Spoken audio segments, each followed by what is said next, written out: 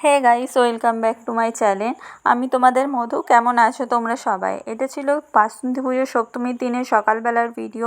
সেদিনকে আমরা সকালবেলায় সবাই মিলে রেডি হয়ে চলে গিয়েছিলাম কলাবউ স্নান করানোর জন্য আমাদের বজবজ কালীবাড়িতে, গঙ্গার ঘাটেতে গিয়ে। এখানেতে হচ্ছে যেরকম প্রত্যেক বছর পুজো হয়, সেখানেতে ওই বছরও পুজো হচ্ছিল মন্দিরেতে।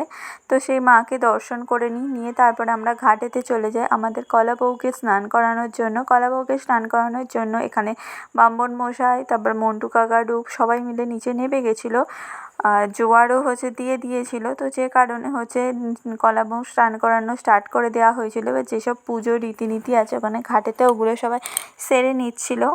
আর এইদিকে আমরা ওপরেতে দাঁড়িয়ে দেখছিলাম। আর সবাই মিলে যেহেতু নিচে নেমে গেছিলো, ঢাক বাজানো সেরকম কেউ ছিল না। ঢাকটা বাজাচ্ছিল বিকিরাও ভিডিও করার জন্য নিচে গেছিলো। তো ওই জন্য মা একটু ঢাক বাজিয়ে নিচ্ছিল।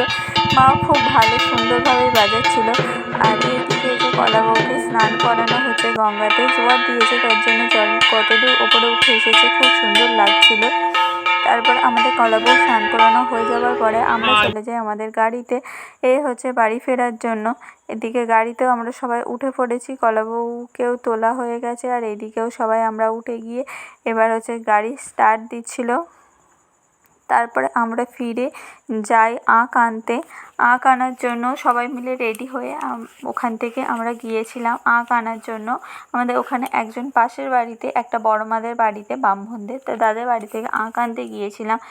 গিয়ে আঁক আনার যেসব বরণ করতে হয় নিয়মগুলো, প্রথমে 9 জন, মানে বীজের সংখ্যাই লাগে। তো আমাদের এখানে অনেকজন ছিল, তার জন্য 9 জন মিলে প্রথমে 3 পাক ঘুরে নিচ্ছিল।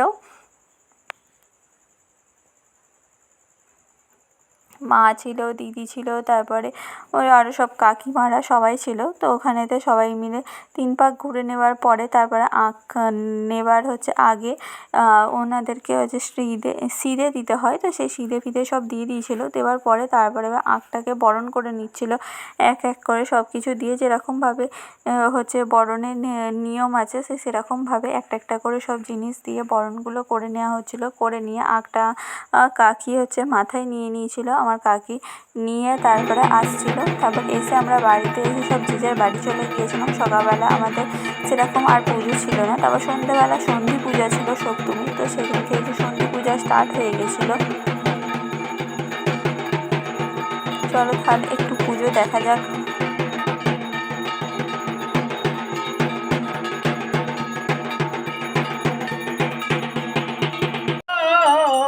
হরি হরি বলিতে নয়নে ভাবে নীরা, গৌরাঙ্গ বলিতে হবে পুলক শরীর। হরি সন্ধি পুজো শেষ হওয়ার পরেই ছিল গীতা পাঠ এবং একটুখানি ভজন। তো সেই সবও একটুখানি দেখছিলাম, আমরা বসে শুনছিলাম। খুব ভালো হয়েছে ভজনগুলো। তারপরে রাত্রেবেলা ছিল আমাদের মোমবাতি জ্বালানো প্রতিযোগিতা। এখানে মোমবাতি জ্বালানো হচ্ছে। আমি বেশি জ্বালাতে পারিনি, আমার মা তবু অনেকগুলো জ্বালিয়েছে। মেয়েদের একটা টিম আলাদা ছিল, তারপর ছেলেদের একটা টিম, দুটো আলাদা আলাদাভাবে ভাগ করা হয়েছিল। তো আজকের ভিডিও এই পর্যন্ত। যদি ভিডিওটা ভালো লেগে থাকে অবশ্যই আমার চ্যানেলটাকে লাইক, শেয়ার অ্যান্ড সাবস্ক্রাইব করো। তোমরা কিরম কী ভিডিও চাইছো সেইগুলো আমাকে কমেন্ট বক্সে জানাতে পারো।